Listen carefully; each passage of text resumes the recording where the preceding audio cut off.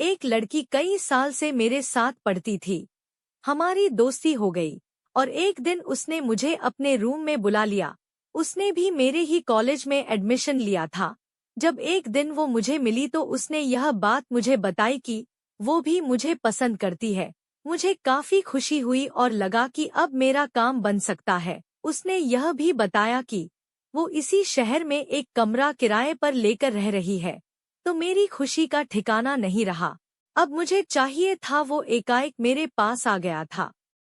मैंने भी उसे बताया मैं इसी शहर में ही रह रहा हूँ। तो उसने मेरे कमरे की जगह पूछी, तुम्हारा कमरा कहाँ है? मैंने झट से उसे बता दिया और बातों ही बातों में उसने मेरा फोन नंबर मांग लिया कि मुझे कोई काम हुआ तो मैं तुझे याद कर लूंगी। हम दोनों इतनी मुलाकात के बाद अपने अपने कमरे के लिए चले गए। बस ऐसे ही कई दिनों तक हम दोनों में बातचीत होती रही और हम दोनों कॉलेज में मिलने लगे। एक रात कुछ ऐसा हुआ कि तकरीब 12 बजे मैंने फोन देखा तो उसका मैसेज आया हुआ था। मैंने रिप्लाई दिया तो सामने से झट से रिप्लाई आ गया। मतलब वो अभी तक ऑनलाइन ही बैठी थी। मैंने पूछा, इतनी रात को मैसेज किया, कोई काम था क्या? वो बोली, अरे यार नींद नहीं आ रही थी।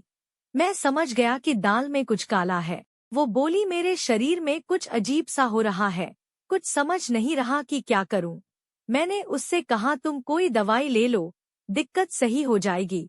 मगर मेरी इस बात के जवाब में उसका जो रिप्लाई आया उसे पढ़कर तो तूफान खड़ा कर दिया।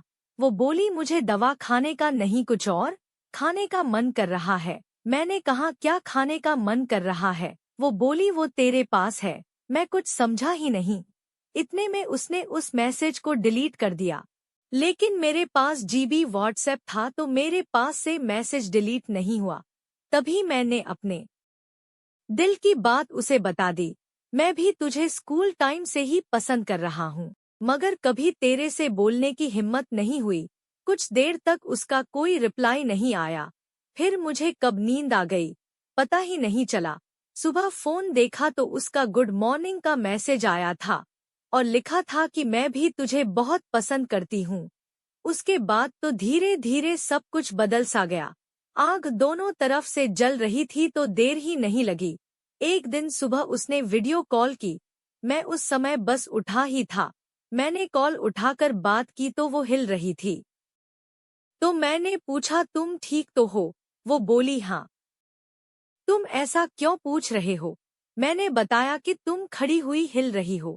वो बोली, अरे यार मैं बाथरूम में हूँ। मैं समझ गया कि आज कुछ नई चीज देखने को मिलेगी। मैंने कहा, बाथरूम में क्या कर रही हो?